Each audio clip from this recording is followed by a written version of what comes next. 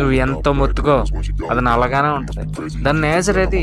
నేను తప్పుడుగా ఉన్నాను అడిగితే అప్పుడు మారుతాడు ఆడు. ఆడేం మాట అండాడు. ఊరిక నువ్వు గొంతించుకొని తిరిగేసి ఎదవని చేస్తాడు.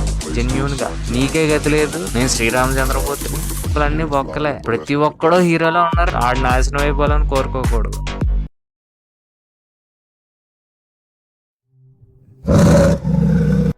హరి ఓం తత్సత్. నువ్వు చెప్పే మంచికి ఎవడైనా మారిపోతాడని నువ్వు ఫీల్ అవుతున్నావా? నువ్వు ఎంత మొత్తుకో, నువ్వు ఎంత గొంతు చించుకో, నువ్వు ఎంత మంచి చెప్పినా ఆడు మారడు. ఎలకతోలుని ఎంతసేపు ఉతికినా అది నల్లగానే ఉంటుంది. దాని నేచర్ అది. దానిలో లోపాలు అంటే వాళ్ళలో లోపాలు ఉన్నాయి అని ఫీల్ అయ్యాడు.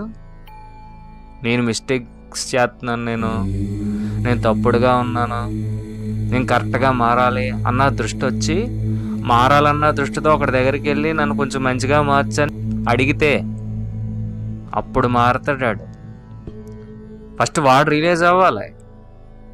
ఆడు రిలీజ్ అవ్వకుండా నువ్వు ఎంతసేపు తోమినా ఆడేం మాట అండాడు. నీ ఎనర్జీ వేస్ట్ అంతే. ఆడు మారడు. మారలేని దానికి ఊరిక నువ్వు గొంతించుకొని నీ మంచి గురించే చెప్పాను అని ఊరిక గొంతించుకున్నావు అనుకో, ఆడ మారడం పోగా మళ్ళీ నిన్ను తిరిగేసి ఎదవని చేస్తాడు. నేను నీ ఇంటెన్షన్స్ మంచివే అయ్యి ఉండొచ్చు. నువ్వు వాడి మంచి గురించే చెప్పుంటావు జెన్యూన్గా. కాకపోతే ఆడు ఎలా తీసుకుంటాడంటే నువ్వు నాకే చెప్పే అంతట గొప్పోడు అనుకుంటున్నావా? నువ్వు నాకు నీకే గతి లేదు, నువ్వు నాకు చెప్పే అంత స్థాయి ఉన్నది అనుకుంటున్నావా నువ్వు? నేను శ్రీరామచంద్రమూర్తిని, నేను పెద్ద హీరోని ఫీల్ అయిపోతాడు. తీరా చూస్తే ఆడు లోపలన్నీ బొక్కలే. ప్రతి ఒక్కడో హీరోలో ఉన్నారు. ఇక్కడ విలన్స్ ఎవరు లేరు. ఆడికాడు ఫీల్ అయిపోతాడు. అలాగ ఎవడే ఎదవనని ఆడి ఎదవని ఒప్పుకోవాలంటాడు. జ్ఞానం అయి ఉండాలి.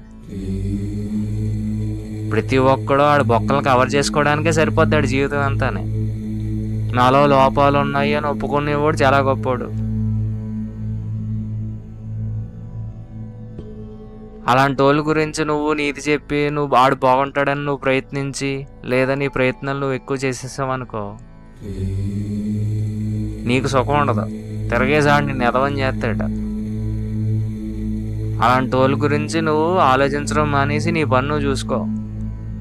ఎందుకంటే టైం వచ్చేంత వరకు ఎవరిని మార్చలేము. ఆడు మారదామని డిసైడ్ అయితే తప్ప అప్పుడు దాకా మనం ఎంత మంచిగా ఉండాలని చూద్దాం అనుకున్నా వాడిని మనం చూడలేం టైం వచ్చేంత వరకు. అందుకే ఎవడికి చెప్పడం మానేయాలి మనం. ఎవడు ఎలా పోతాడో అలాగే పోతాడు. అలాగే ఆడు నాశనం అయిపోవాలని కోరుకోకూడదు.